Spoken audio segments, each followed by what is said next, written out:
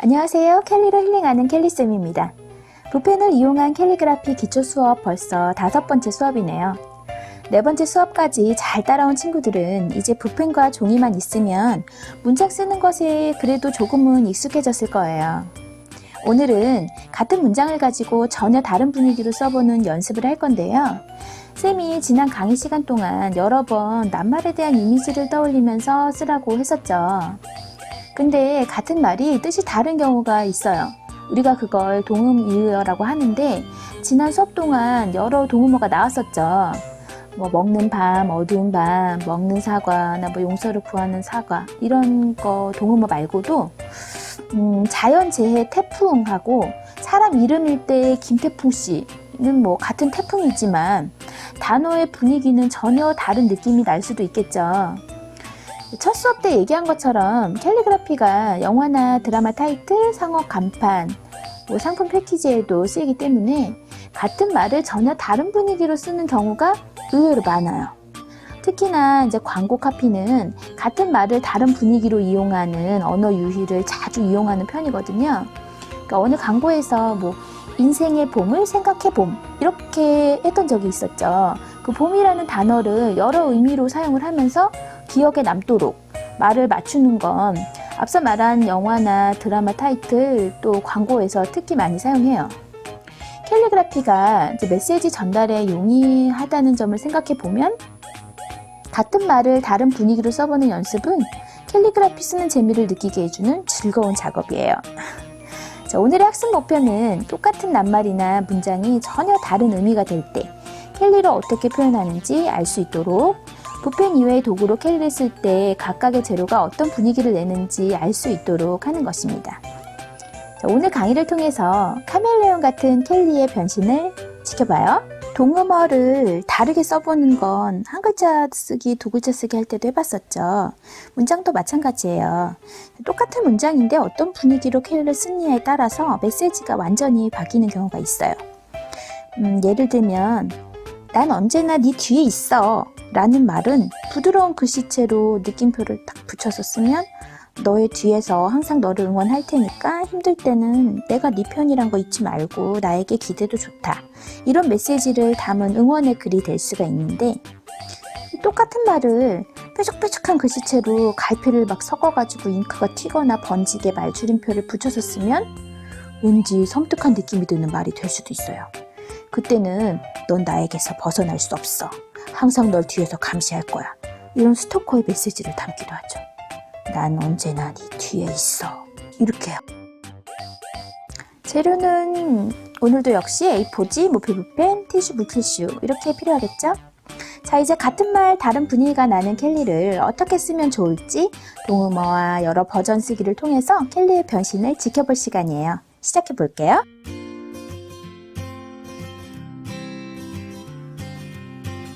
커피 한 잔을 따라 놓고 선생님은 드라마를 보려고 해요. 이제 드라마를 보려고 앉았어요.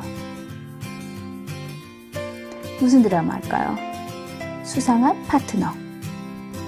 저 글씨를 보니까 저기 수상한 파트너라고 써있는 드라마 타이틀을 보니까 느낌이 무슨 장르일까 보이죠? 하트도 하나 있고 남자 주인공 여자 주인공이 이렇게 나와 있는데 분위기도 좋고 글씨가 귀염귀염한 게 로맨틱 코미디 장르 같네요. 저 캘리그라피 저 드라마 타이틀만 딱 보고도 로맨틱 코미디처럼 보이는 거. 캘리그라피로 표현이 그렇게 되니까. 근데 선생님은 수상한 파트너라는 말을 들었을 때는 수상하다는 건 약간 의심스럽다는 거니까 정말 수상한 파트너가 있다면 잠복근무하는 형사들 보면은 둘 중에 하나가 이렇게 범죄에 연루돼 있고 비리가 있는 비리 형사 약간 그런 느낌이 들었거든요. 그러면 선생님이 생각한 장르는 범죄 스릴러 형사물이에요. 수상한 파트너라는 말을 들었을 때. 근데 저 타이틀을 보니까 그게 로맨틱 코미디였던 거예요. 저렇게 그 드라마 타이틀을 캘리그라피로 쓰는 이유인 거죠. 저것만 봐도 장르가 눈에 딱 보이니까요. 근데 그러면 저 수상한 파트너가 선생님이 처음에 생각했던 것처럼 범죄 스릴러 드라마가 되려면 타이틀을 저렇게 예쁘게 하트 그려가지고 하면 안 되겠죠. 그래서 선생님은 어떻게 했어요? 하트 대신에 총을 하나 그려봤어요. 그리고 총에서 이제 총알도 하나 나오고, 그 다음에 글씨는 뾰족뾰족하게 썼죠. 약간 총, 칼 뭐 이렇게 막, 아, 이거는 범죄 영화, 범죄 드라마구나. 그래서 좀 뾰족뾰족한 느낌이 나게 저렇게 칼자국처럼 글씨에다가 칼자국도 좀 내고, 그 다음에 저거는 이제 타는이라고 하는데, 총알 쏘면은 벽에 이렇게 총알이 칙 박히면서 저렇게 벽이 살짝 부서지잖아요? 그게 이제 타는인 거죠. 보세요. 하트 대신에 저걸 했더니 분위기가 로맨틱 코미디에서 범죄 스릴러가 됐죠? 켈리는 이렇게 어떻게 표현하냐에 따라서 바로 한 번에 그 메시지가 눈에 보이는 거예요. 그래서 같은 수상한 파트너라는 말이지만 저렇게 다르게 보이는 거죠. 선생님이 이제 저 수상한 파트너, 오른쪽에 있는 수상한 파트너를 완벽하게 범죄 스릴러 장르처럼 보이게 하려고 저렇게 켈리로 여러 가지 이제 핏방울도 좀 하나 뚝뚝 떨어뜨려 보고 그렇게 하는 거예요. 켈리도 저렇게 표현할 수 있어요. 이 친구들도 똑같은 말을 이렇게 두 가지 분위기로 전혀 다르게 어떻게 할 건가를 생각해 보다 보면 참 재미있어요. 그런 작업들은, 그러니까 선생님이 맨 처음에 얘기했을 땐 켈리는 주로 이제 좋은 얘기를 쓴다, 그 얘기 했었죠. 지난 시간에. 주로 좋은 얘기를 많이 쓰기 때문에 나쁜 말을 굳이 찾아서 쓰진 않는다 하는데, 굳이 예외가 있다면 나쁜 말을 써야 되는 상황에 나쁜 말을 어떻게 표현할 건가도 켈리에 다 포함되어 있는 거죠. 수상한 파트너란 말을 평소 때 켈리로 우리가 쓰진 않지만, 만약에 저런 드라마 타이틀을 의뢰를 받았다고 하면 거기에 맞춰서 써줘야 되잖아요. 그러니까는 지문까지 지금 저렇게 딱 찍고 나니까 영락없는 범죄 스릴러 됐죠? 네. 그래서 저거를 범죄 스릴러로 쓰겠다라고 작정을 했으면 그 분위기가 나게 켈리를 쓰는 거고, 저거를 로맨틱 코미디 장르로 하겠다 하면은 저렇게 왼쪽처럼 그런 분위기 나게 쓰는 거죠. 그래서 그 상업적인 그 드라마 타이틀이나 영화 타이틀이나 이런 거 쓰는 작업이 켈리로 되는 이유가 저렇게 표현이 다양하게 되니까. 활자는 그 폰트 글씨는 한계가 있거든요. 그래서 저렇게 같은 말이지만 전혀 다른 분위기가 난다. 저런 다른 분위기를 낼 수 있다. 이게 캘리그라피다. 캘리그라피가 드라마 타이틀에 쓰이는 이유이기도 하고요. 저 녹두전이란 드라마도 로맨틱 코미디죠. 저기 써있잖아요. 저렇게 대놓고 조선 로코 이렇게 써있죠.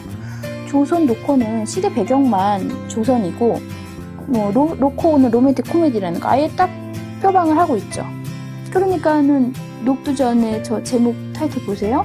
아까 수상한 파트너처럼 동글동글 예쁘고 귀엽고 그런 느낌이 나게 쓴 거죠. 로맨틱 코미디니까 뾰족뾰족하게 쓸 필요가 없잖아요. 그죠? 그래서 녹두전의 저 녹두는 저 남자 주인공 이름이에요. 남자 주인공 이름이 전녹두예요. 여자 주인공은 동동주였나? 그래요. 둘이 지금 분위기 좋죠? 로맨스예요. 로맨스 드라마. 그래서 녹두전. 아까 쌤이 뭐라고 그랬어요? 같은 말인데 전혀 다른 분위기 나는 거 지금 쓰고 있죠. 여기서도 녹두가 있고 왼쪽 드라마도 녹두꽃이라는 드라마네요. 근데 보세요. 저 드라마는 어떤 장르일까 생각해보세요. 오른쪽 드라마는 누가 봐도 로맨틱 코미디인데 왼쪽의 저 드라마는 녹두라는 저 녹두꽃의 저 녹두는 굉장히 힘이 있고 단단한 그런 글씨체네요. 그러면 로맨틱 코미디는 아닌 것 같아요. 여러분 혹시 그 녹두 장군이라고 불리는 전봉준 알고 계세요? 아는 친구도 있을 거고, 동학농민운동을 이끌었던 전봉준이 저 녹두꽃의 드라마에 나와요. 저 녹두꽃의 녹두는 전봉준 장군을, 녹두 장군이라고 불린 전봉준을 의미하는 거예요. 그러면 그때 선생님이 이름 쓰기 할 때도 얘기했었는데, 그 독립운동가들의 이름과 우리 좋아하는 연예인 가수들 이름하고 느낌이 다를 거다고 얘기했죠? 그거 똑같은 거예요. 지금 로맨틱 코미디 남자 주인공 이름인 녹두와 전봉준을 상징하는 저 녹두 장군의 저 녹두는 다를 수밖에 없겠죠. 그래서 같은 녹두지만 로코 남주 녹두와 녹두 장군 전봉준의 저 녹두는 분위기가 다른 거예요. 그래서 저렇게 쓴 거죠. 그것만 봐도 알 수 있도록. 그래서 같은 녹두지만 전혀 저렇게 다르게 나온다는 거. 녹두 하니까 또 선생님이 또 생각난 게 있어요. 우리가 저기 녹두전 할 때 저 녹호남주 녹두와 전봉준 녹두 장군의 녹두 말고도 또 알고 있는 녹두가 있죠. 뭐예요? 녹두전. 녹두전은 그 명절 때 이렇게 노랗게 불려가지고 갈아서 전처럼 부쳐 먹거든요. 몸에도 좋아요. 녹두는 밀가루보다 훨씬 좋죠.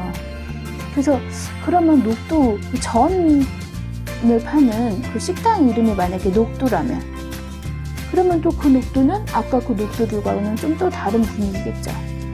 그래서 전집에 만약에 메뉴판을 한다고 생각해 보세요. 그러면 그 메뉴판 속에 있는 녹두는 선생님은 저런 식으로 한번 썼어요. 녹두라는 식당의 메뉴판. 그래서 모든 전 전문점, 모든 전을 파는 전문점, 녹두. 그 식당의 메뉴판을 한번 써보는 거예요. 그때의 녹두는 또 아까 녹두와 다르겠죠? 녹두 캘리그라피로 선생님이 그 메뉴판 작업을 한번 한 적이 있는데, 그 메뉴판 작업은 그 식당 사장님이 원하는 대로 써주는 거예요. 그 다음에 뭐 드라마 타이틀은 드라마에서 제작하는 데서 어떤 분위기를 써달라고 하면 당연히 그렇게 써야 되겠죠? 그래서 그 전에 어울리는 글씨여야 되잖아요. 그래서 저렇게 마시는 녹두전은 약간 전이라는 말에 이렇게 둥글넓적하게, 전 모양이 둥글넓적하니까 받침을, 니은 받침을 저렇게 넓적한 분위기로 전할 때 니은을 둥글게 쓴 거예요. 분위기에 따라서 달라지는 캘리. 재밌지 않나요? 카멜레온처럼 변신을 많이 하죠. 똑같은 말도 전혀 다른 상황에서 여러 가지 스타일로 쓴다고. 아까 처음에 선생님이 얘기했는데 그 태풍이라는 말도 그렇잖아요. 우리가 그 막 태풍이 막 몰려오면 막 간판이 날아다니고 막 바람이 엄청 불고 막 이런 느낌인데 글씨가 동글동글하면 어울리겠어요? 아니잖아요. 그죠? 뾰족뾰족하고 막 글씨가 날아갈 것 같고 막 갈필이 막 나와야 될 것 같고, 그렇죠? 그런 것처럼 같은 말이지만 태풍이, 이 사람 이름이, 내가 좋아하는 사람 이름이 김태풍 씨야. 그러면은 내가 좋아하는 사람이니까 아무래도 글씨를 좀 이쁘게 쓰겠지, 둥글둥글하게. 그때 태풍하고 막 바람 불고 막 피해를 주는 자연재해의 그 태풍과는 전혀 다른 거죠. 그것처럼 같은 말을 어떻게 쓰냐, 그것만 딱 봐도 알게끔. 녹두도 지금 보세요. 새 녹두가 다 다르죠. 근데 결국엔 말은 똑같아요. 녹두를 어떻게 쓰냐에 따라서 느낌은 싹 다 다른 거예요. 저 죽거나 혹은 나쁘거나는 영화 저거 포스터인데요. 우리 선생님 때 나왔던 오래된 영화예요. 오래된 영화인데 내 선생님 저거 갖고 나왔냐면, 저 죽거나 혹은 나쁘거나의 저 글씨는 붓펜도 아니고 그 서예붓으로 쓴 것도 아니고 나무젓가락으로 쓴 거예요. 선생님 캘리를 나무젓가락으로 썼어요? 네. 캘리는 그냥 모든 그 글씨체를 다 써요. 뭐 펜으로도 쓰고 만년필로도 쓰고 뭐 다 써요. 근데 저 영화 타이틀은 저거는 나무젓가락으로 썼어요. 그 뒷얘기가 나무젓가락으로 썼다고 나와 있어요. 그래서 스님이 저렇게 나무젓가락을 잘라봤어요. 나무젓가락은 자르면 어떻게 잘랐냐, 그 자른 그 순간 어떤 식으로 쪼개지냐에 따라서 느낌이 다 다르게 나오겠죠? 그래서 저거를 먹물을 묻혀가지고 글씨 쓰는 거예요. 그 제작사하고 뭐 이렇게 그 배우들하고 뭐 하여튼 처음에 저거를 투자한 투자자하고 제작사에서 이제 식당에서 밥을 먹다가 고기 위에 나무젓가락을 딱 쪼개가지고 저렇게 써봤대요. 근데 그 느낌이 너무 영화하고 어울려서 그대로 그냥 타이틀로 쓰게 된 거예요. 그래서 저렇게 그 나무젓가락으로 쓰면 글씨가 잘 안 써지잖아요. 근데 그 안 써진 그 느낌? 그냥 막 이렇게 거칠게 써진 그 느낌 자체가 영화랑 어울리니까. 그러니까 또 그거를 활용을 하는 거예요. 그 분위기를 내기 위해서. 선생님이 처음에 얘기했잖아요. 예쁘게 반듯반듯하게 쓰는 게 캘리가 아니고 얼마나 거기에 어울리게 쓰느냐의 차이다고.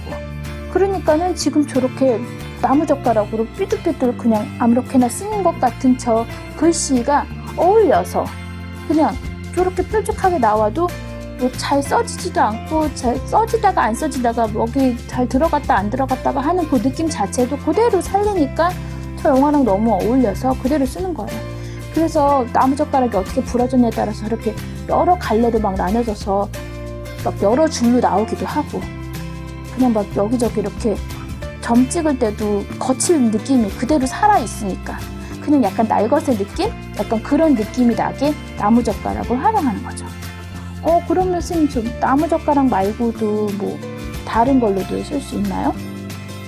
여러 도구를 쓸 수 있다고요. 선생님이 광고를 한번 만들어봤어요. 파스 광고예요. 악 소리 나게 아픈 적 있으세요? 막 무거운 짐을 이렇게 들어올린 순간 오래 앉아있다가 딱 일어선 순간 나도 모르게 악 소리가 난다. 자, 악이라는 말을 쓸 때 저렇게 폰트 글씨를 쓰니까 별로 느낌이 안 사는 거예요. 아파서 악 소리를 내는데 그냥 악 이렇게 써 있으니까 잘 모르겠죠. 그래서 선생님이 저 부분을 캘리로 바꿔봤어요. 그때 선생님이 뭘 썼냐면은 칫솔. 칫솔로 써요? 글씨를? 네, 칫솔로도 쓸 수 있어요. 먹을 묻혀서 쓰는 거예요. 그러면 어떤 느낌이 나죠? 보세요. 정말 너무 아픈 것 같지 않아요? 아파. 이런 느낌이 딱 살잖아요. 막 거칠게 막 여러 줄에 막 줄이 가면서 악이라는 소리가 정말 소리가 막 악하고 날 것 같이. 그렇게 두 개만 캘리로 바꿔도 아까 처음에 선생님이 보여줬던 그 폰트 글씨와 지금 이 캘리, 칫솔로 쓴 캘리가 이 표현이 어떤 게 더 좋겠어요? 이렇게 하니까 정말 악소리가 날 것 같잖아요. 그래서 캘리는 아까 선생님이 좋거나 나쁘거나 해서는 나무젓가락, 그리고 지금은 칫솔을 가지고 썼는데 그 느낌이 그대로 사는 거예요. 이쁘게 잘 쓰는 게 아니라 얼마나 어울리게 쓰느냐라고 했잖아요. 자, 선생님 이번에는 사진을 갖고 왔어요. 저 사진은 지금 막 이렇게 우유 거품이 잔뜩 올라가 있는 뭐 라떼예요. 근데 우유 거품 하면 선생님 느낌이 어때요? 우리 친구들? 둥글둥글하고 막 이렇게 풍성한 그런 느낌을 내야 되니까 글씨가 어떻게 됐으면 좋겠어요. 선생님 이번에는 면봉을 갖고 왔어요. 면봉으로 쓰니까 글씨가 동글동글하죠. 그러면서 막 구름 막 뭉실뭉실한 그런 느낌이 들잖아요. 우유 거품도 둥글둥글하고 막 풍성한 그런 거품이니까 면봉으로 하면은 저 새로 나온 신제품 달달 구름 라떼에 너무 어울릴 것 같은 거죠. 그죠? 그래서 그때는 면봉을 사용한 거예요. 어떤 표현을 할 때 어떤 재료를 가지고 어떤 도구를 가지고 이거를 쓰니까 산다, 느낌이 산다. 이번에는 우유 거품이 잔뜩 올라있는 막 그런 풍성한 그 우유 거품을 표현하기 위해서 면봉을 갖다 쓴 거예요. 여러 가지 느낌으로 여러 도구를 가지고 썼을 때 캘리그라피가 어떻게 변화하는지, 그 변신이 어떤지 그런 느낌을 보여주려고, 소개하려고 선생님이 이거를 갖고 왔어요. 또는 우리 친구들이 이걸 그대로 막 이렇게 바로바로 활용해 볼 수는 없을 수도 있어요. 근데 이런 면봉으로 썼을 때 이런 느낌이 난다? 그 다음에 나무젓가락 썼을 때 이런 느낌이 난다는 걸 알고 있으면 앞으로 캘리를 할 때 분명히 내가 이런 느낌을 내야지 싶을 때 그 도구를 가져다 쓰겠죠. 어떤 느낌이 나는지 봤으니까. 그래서 선생님이 소개를 해주는 거예요. 면봉으로도 쓸 수 있다는 거. 그런 만년필로도 쓸 수 있고 또 뭐 롤러도 있어요. 롤러를 이렇게 쭉 밀면은 나무 기둥 같은 느낌이 들거든요. 그것도 쓸 수 있고. 지금 저 달달 구름 라떼에 어울리는 도구는 그래서 면봉이었던 거죠. 면봉은 정말 이렇게 통째로 그 앞에 그 먹이 싹 흡수가 돼가지고 글씨를 끝까지 같은 톤으로 동그랗게 쓸 수가 있거든요. 그래서 저 핸드워시, 저 폼 클렌징, 그러니까 얼굴 거품 나는 그 비누 있잖아요.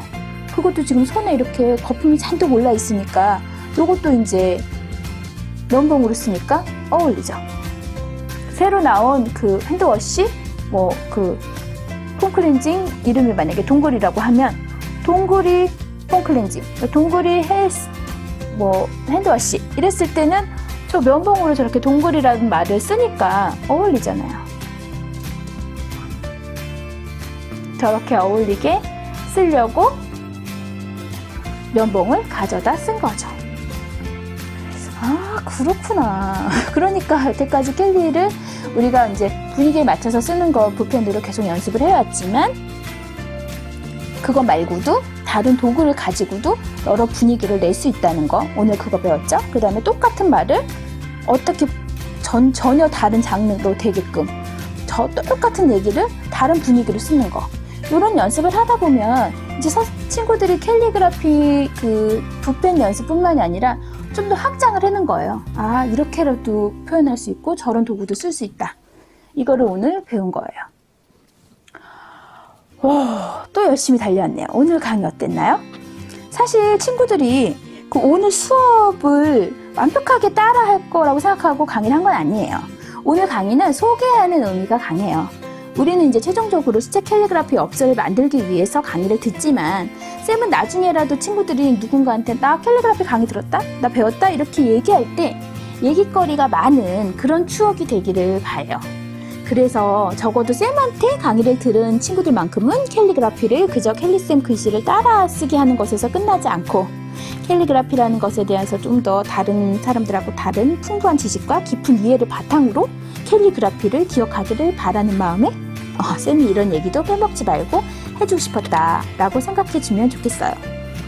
비록 온라인 강의로 친구들을 만났지만 쌤은 초등학교 시절에 다른 스치듯이 지나갔던 쌤들이 했던 이야기들 이런 게 어른이 돼서도 기억에 많이 남아있거든요. 어쩌면 나중에 캘리쌤이 했던 이 얘기들을 아주 오랫동안 기억해줄 친구들도 있을 거라는 생각이 그래서 들었어요. 그래서 하나라도 더 캘리에 대해서 많은 이야기들을 더 해주고 싶었어요. 자, 오늘은 쌤이 수업 중에 나왔던 드라마 녹두전 OST 중에서 가수 유나의 노래를 엽서에 적어봤어요. 다음 시간은 지금까지 캘리그라피 붓펜 기초 수업을 마무리하는 시간으로 좋은 글귀들, 명언, 노래 가사, 시쓰기 이런 거 하면서 앞으로 남은 강의 동안 만들 수채 캘리그라피 엽서에 쓸 문장을 결정할 거예요. 이후에 강의는 수채화 기초 수업이고 마지막 수업은 수채 캘리그라피 엽서를 만드는 그런 수업이 되겠죠. 자, 그럼 우린 다음 시간에 만나요. 안녕!